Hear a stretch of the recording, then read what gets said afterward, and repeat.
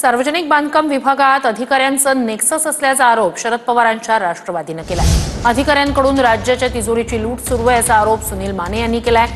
तर कॅगच्या रिपोर्टमधून लूट झाली आहे हे सिद्ध झाल्याचा आरोप राऊतांनी केलाय।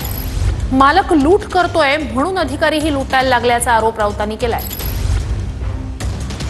महाराष्ट्र शासनाच्या या सार्वजनिक बांधकाम विभागात यांचे एक नेक्सस तयार झाले आणि ते नेक्सस सरकारलाच अधिकृतरित्या शासनाकडून आपल्या बँकेच्या खात्यावर पैसे घेत आहे। माझी माननीय मुख्यमंत्र्यांकडे एक मागणी आहे।